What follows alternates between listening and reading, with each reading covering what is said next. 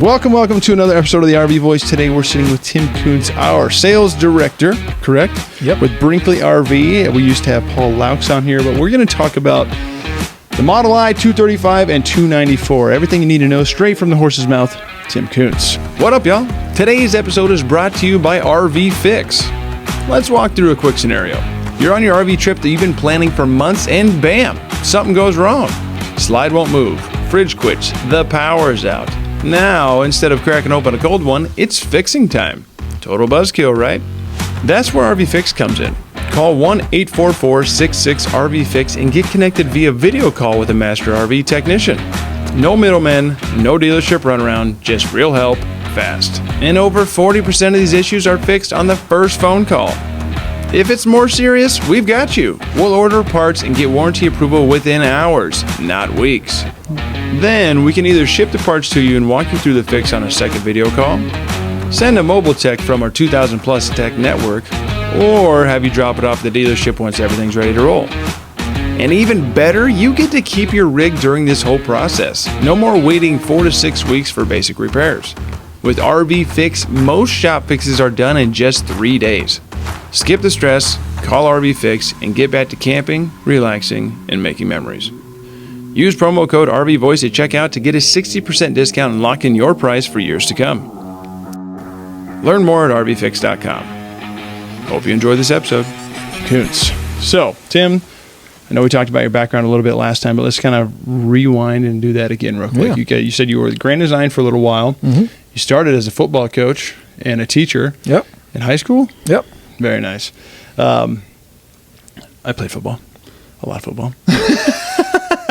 But anyway, so let's talk about, Grand Design, how you got to Brinkley, and then we'll hop into the Model 235. Yeah, absolutely. So I grew up in Elkhart, obviously the RV, capital of the world. A couple of my buddies have been in the industry for a long time. One of our owners actually at Brinkley, Micah Staley, is one of my best friends from elementary school. And so I was from a family of teachers, taught and coached for 13 years. And right around the time of COVID, was thinking about doing something else. And so talked to Micah and got my foot in the door at Grand Design. So I was there for a couple of years. And basically as soon as Brinkley kind of officially launched, said, hey, I want to be a part of that. And so I've been with Brinkley from day one pretty much, and helped build the first prototype, and it's been a fun journey over the last 3 years now. But excited to be here and to be a part of the Brinkley family. Yeah, that's pretty cool, because they did that. They started Grand Design, let it go, sold it off to Thor, or was it Winnebago? Yeah, Winnebago time. Now they're kind of swallowed into the Thor, right? They're still separate, but I mean, it's a pretty big operation. And then now they move over to start this, and they've been doing great. There's the cream of the crop right now, which is awesome. So good for you. Absolutely. But anyway, so the Model 235, it's the newest Model I, correct? Yep. Absolutely. Let's kind of talk about what are the must need to know things about this thing, because they're kind of popping off. They're really cool. I like the aluminum outside exterior. Yep. That kind of caught me off guard when I talked to Paul. Yeah. There's only a couple other trailers that actually do that, right? Or basically nobody in the States at this point. There's been some in the past that have done it. Almost all European units are metal sided, but they don't do the framing the same way. Kind of the metal is their framing. We do both. So it's built. The sidewalls are built just like any other unit, but instead of using a fiberglass skin, we're using the aluminum there. Save some weight and just looks super, super clean. Easy to repair as well. Super slick. Why is it easier to repair than fiberglass? Yeah, so I mean, any body shop can do it. So fiberglass, there's a little bit of texture to it. So you really got to have a fiberglass specialist to kind of do the repair and match the texture. Where the metal, it's smooth, so you just Bondo it, sand it down, paint it, and you're good. So just a little less texturing skill. Yeah, they got the crossing and correct. No thanks for all the wicker, the glass particles. Yeah, remember grabbing on those old antennas like on an old Ford. Right. My uncle had one. I grabbed it, and this lit me up as a kid. I was bawling because I had all these shards of glass. Yeah, right. Don't miss that stuff no more. But anyway, so What are the must need to knows of things or features on the 235 that are standouts for you? At least the first thing that come to your head. Yeah, absolutely. So I think the biggest thing is just overall size. So this is our smallest Model I yet. It's 2611. That's the pin to the rear. So it's about a 23-foot box, 23, 24-foot box. And so really getting size down a little bit. Obviously, with that comes weight. So we're under just under 6,900 pounds dry. About 8,500 pounds is the gross fully loaded. And then about 600 pounds on the hitch. And so half-ton towable for sure. Any of the new half-tons, even some of the ones that are a little older, which is a huge market, right? It's one thing if you're saying, hey, I'm going to go buy a new RV, and then, oh yeah, I got to go buy a new truck too, right? That's a bigger deal. And so we know half-tons obviously are the number one selling vehicle in the country. And so we're really excited about the 235 for size, weight, and then just a really popular layout with a couple other manufacturers as far as kind of the scheme for the size. And so kind of take our twist on it, right? Where we have our projector TV setup instead of a traditional TV. So a huge campside window like we do in some of our other Model Is, but also some of the features that you don't necessarily always see. So that under bed closet space storage we still have in our Model I 235 here, and then that rear kitchen layout with the rear sink, and then a pretty big slide for a size for a unit this size that allows you to feel like it's a lot bigger than it is. Yeah, and you got an actual room divider. Is that a full-on curtain, or what is that? Yeah, so it's a curtain basically that's a little bit heavier duty, so it provides a little bit more privacy there. Obviously it's a couples coach, right? So you're not going to have a family of 6 in there. I mean, I guess you could if you really wanted to, but not what it's intended for, but gives you a little bit of privacy if somebody's sleeping in a little later or going to bed a little bit earlier than someone else. I'm looking at this. This is actually the first time I really looked at the floor plan intently, I guess.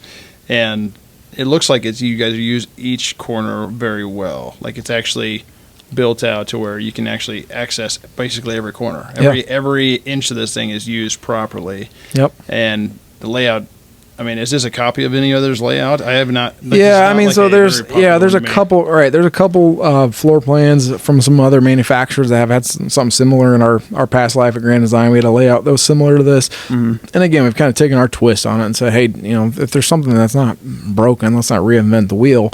But where are things that we can improve and do even better? And that's kind of what we've done with the 235 here. Yeah, and you guys have the backward, the projector that can go both ways, right? Correct. Interior and exterior. Yes, we've updated that a little bit. So starting out when we launched the Model I line, we had a projector with a smart window is what it was, and it could kind of the window itself could turn opaque.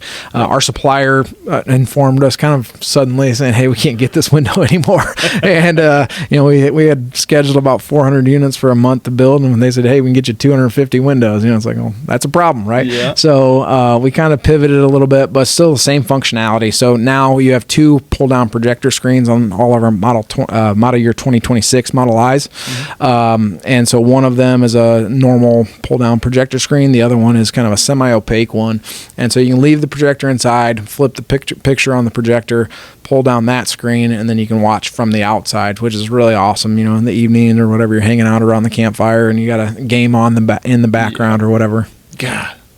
I'm picturing lakeside camping on the beach, watching some whatever movie you want to watch. Right, Angels in the Outfield. Yep, The Notebook for ladies out there. I mean, I like Notebook, but it's not a bad movie. Absolutely. Another cool thing with that projector is the projector itself has a built-in battery, has a built-in speaker. There's 3 cables you unplug from it, and it just unscrews, and you can take it and project it on the side of a building if you want to have a 10-foot screen, and no cords required. Right? It's a smart projector, so Netflix, YouTube TV, whatever, and it's got 2.5-hour video playback with no cords. It's got 10-hour music if you're just going to the beach and want to listen to music. It's a built-in speaker as well. So it's a nice setup, and it frees up counter space. It frees up that wall for a bigger window and more natural light when you're not watching TV. So we're really excited with how that's set up. That's super cool. So when you're at the RV park, you can just use it on the RV next to you. Absolutely. Just turn around and put Absolutely. You're going to make some friends. That's actually not a terrible idea because a lot of them are no windows on some sides. Right. Just put it right there on the storage door. You'll be fine.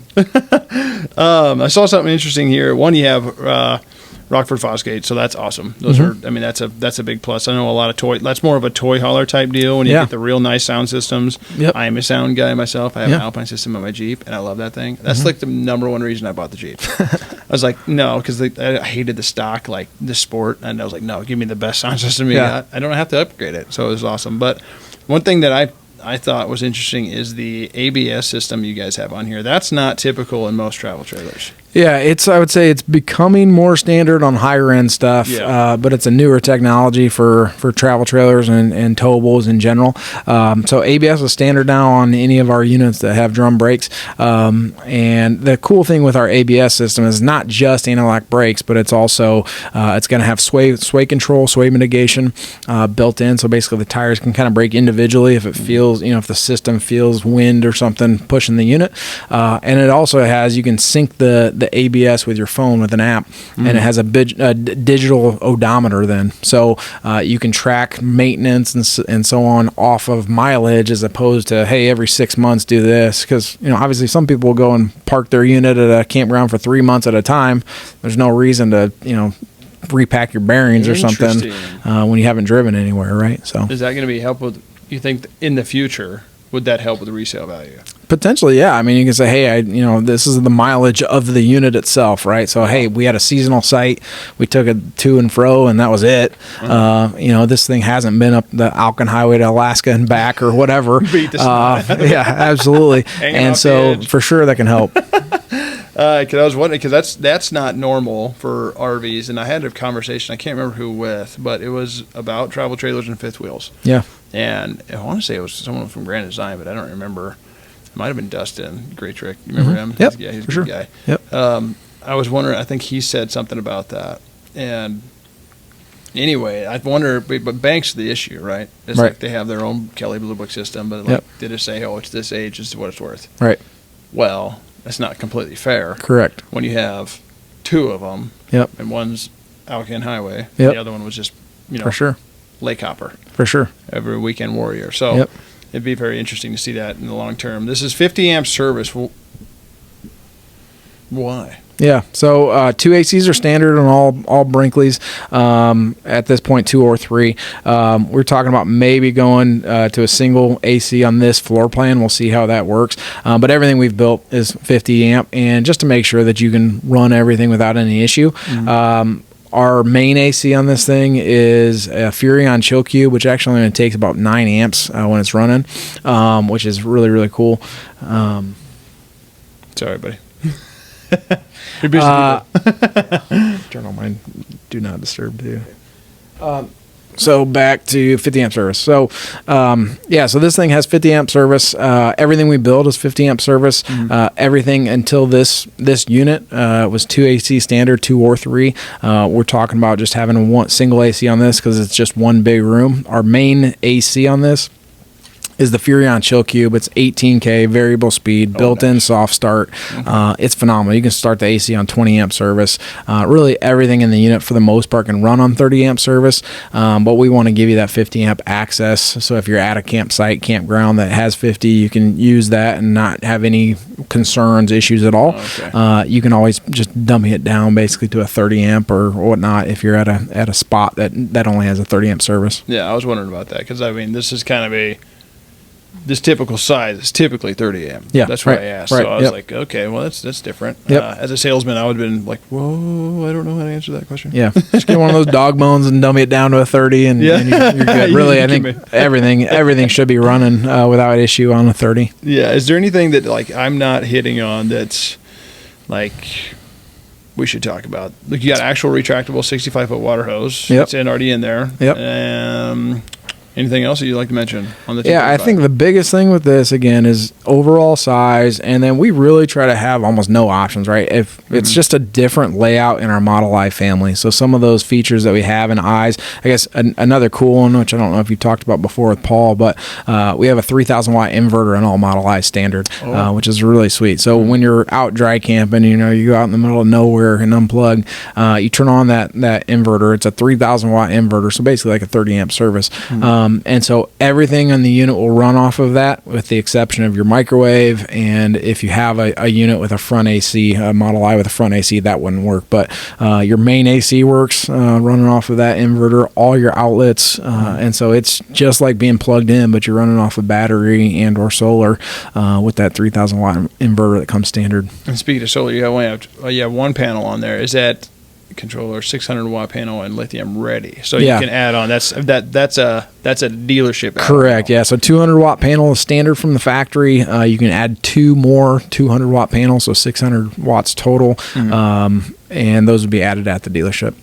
Okay, that's not a manufacturer deal out there. So well, that's a lot on the 235. That's an awesome little unit. This is actually one of my favorite floor plans. The 294 was my first week at the dealership ever in RVs. One I had, it's like drinking from a fire hose, right? Yeah. You have no idea what's going on when you step into the game of RVs. That's why we're doing stuff like this. You got Josh, the RV nerd, that works for us as well. And then we have RV Fix to show you how to fix things as well. So check those guys out if you haven't heard of them already, and give us a follow too. That'd be great.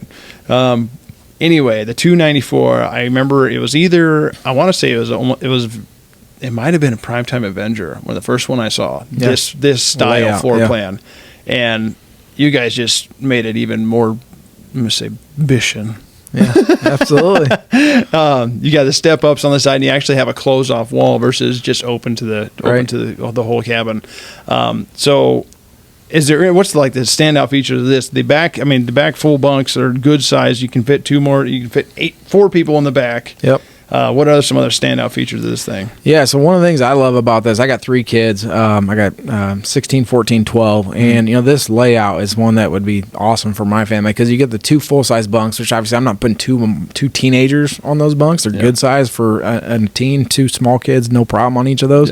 But you also have a trifold sofa in there. So you got 2 couches, which, again, a lot of times bunks, you sacrifice living space because you're trying to fit in a bunk room, and then you end up having either one small couch or maybe one long couch, where this has a theater seat with 2 people, as well as a trifold sofa that can be 2 more seating or convert to a 3rd sleeping space for your bunk area. And so I really love that part of it. Again, I love the divider wall, and it's not just a curtain divider wall. It's kind of a sort of like a sliding pocket door kind of setup, and so it just provides a little bit more privacy when people are sleeping back in the back part there. And then obviously still a really nice master kind of main bedroom area, and then overall length we're still under 35 feet. And so that includes the A-frame on the front end, and so it's not some massive travel trailer that you can't get into places and so on. But decent water capacities when I'm looking at this right now. The Blackwater 35, maybe a touch small compared to the rest of it. Gray water is 55. Gray water is 65, and then 55. I mean, you got plenty. Yeah, that's a lot going on. Yeah, absolutely. Yeah, that's not a problem at all. Never mind. I take back what I just said. Gray water 60. Yeah, you got plenty of storage for water. Right. Oh, that's crazy. And this is a little bit. Some of the new half tons. I mean, I know some of the new half tons are pushing 13.5, which is nuts. But you're saying 8,500 pounds dry, or just under 8,500 pounds dry, and then you can add another almost 2,000 pounds. Yeah, which is a lot. Yeah, everything we do, we try to have really good cargo carry capacities, which sometimes that gets people a little nervous. Like, hey, can I tow this thing? I would argue most other manufacturers, probably their gross would be 9.4, 9.5 instead of 10.4. Right, we have 2,000 pounds of carry capacity. but we know that most people aren't going and weighing their unit and weighing their stuff every time they load stuff in. And, what happens a lot of times is people overload stuff and then they end up, breaking a leaf spring or having issues, a tire blowout or something. And, it's partially on the manufacturer, because if you're building the unit that you're saying, hey, we're going to have 4 or 5 or 6 people in, plus all their gear and everything else, and you're giving them 800, 1,000 pounds of carry capacity, like that's almost doing a disservice, especially if you say, hey, you can travel with some water in your tanks, which you can in any Brinkley.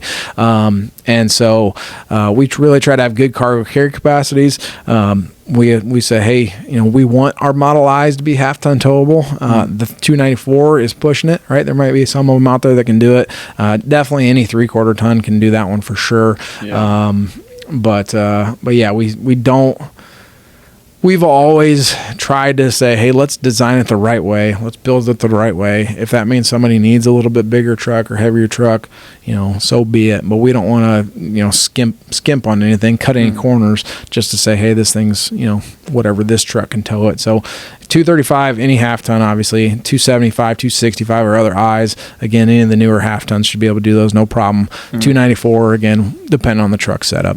Yeah, these things are dang awesome. You got heated and enclosed underbelly on. That's all Model Is, right? Yep. Yeah, is it 4-stair into those, or how is that? These Is are 3-stair, so a little bit lower. So again, people with their mobility issues or whatever, it's not as, the fifth wheels are 4-stair. Our trailers are 3. And then everything we build is going to be full timing approved, 3-4 season approved, depending obviously on how you're skirting underbelly and stuff in the winter. US I mean, we have people that live in our stuff and Montana and up here, year round. Definitely want to skirt underbellies and so on. Do some additional precautions, but we really try to enclose things and insulate things as well as possible to make that happen if somebody wants to be able to do that. Yeah, and the only option you have on this one is dual pane windows. Yeah. Yep, we keep it simple, man. It's dual pane windows. There's a couple times you can get maybe a different theater seat or trifold or something. But that's basically it. And it really helps us with quality. It's one of those things that we found over the years. The more moving pieces, these units are built in an assembly line process, but it's people, not robots. And so if we say every 294 is built the exact same way, every 235 is built the exact same way, we just get a lot better quality from the plant. And so try to have very few options, try to keep things consistent, and that helps us with quality, which obviously is a huge part of who we are. Yeah. It keeps things simple. Keep it simple for everybody on the line, because they're doing the same thing every time.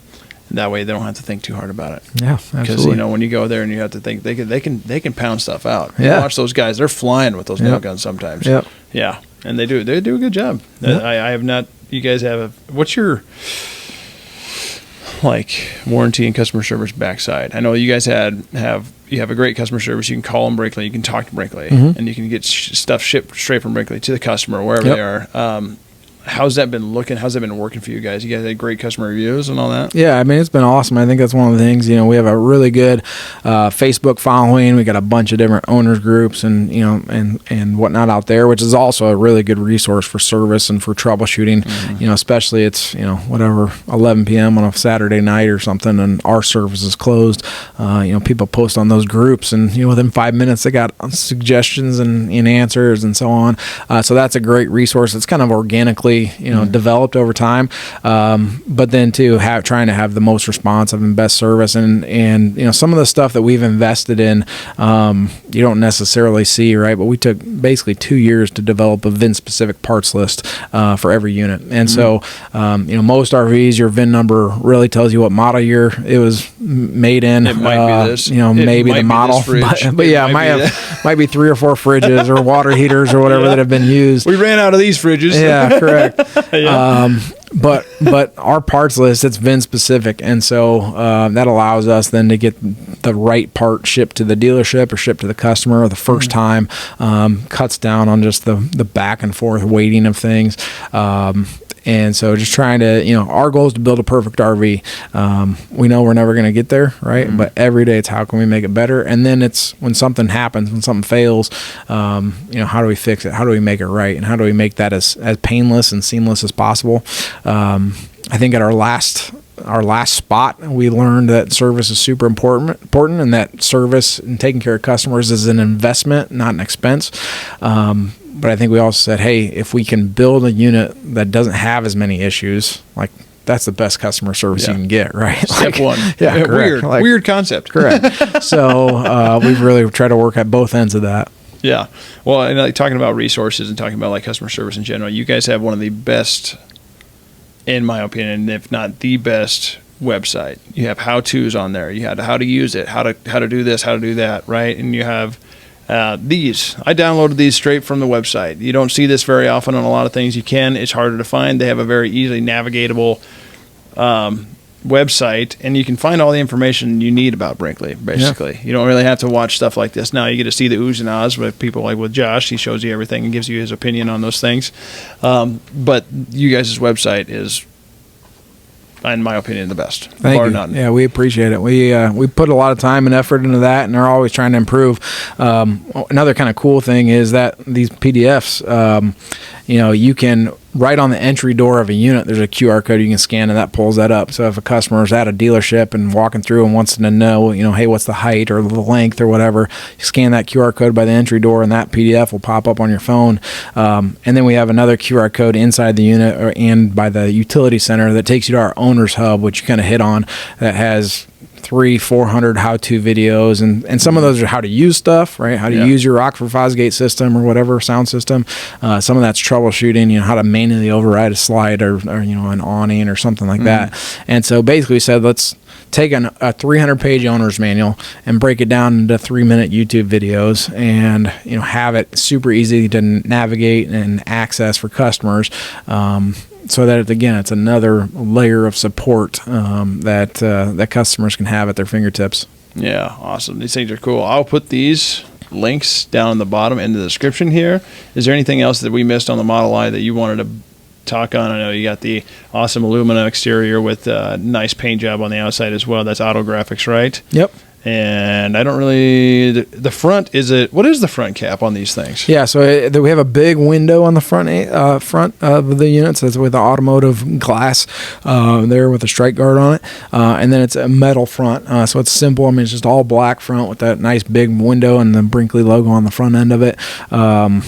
And another cool thing with all of our travel trailers is we do 30-pound LP tanks instead of 20s. Like, that's a little thing, but most travel trailers, right? I mean, that matters. And especially, again, when you're out, out west and you're not around a bunch of stuff, you're out actually camping. That's nice to have the water capacities, the tank capacities, as well as the propane capacity to make it through your camping. Most definitely. I didn't even think about that. So, well, cool. Every single one of these has a front window.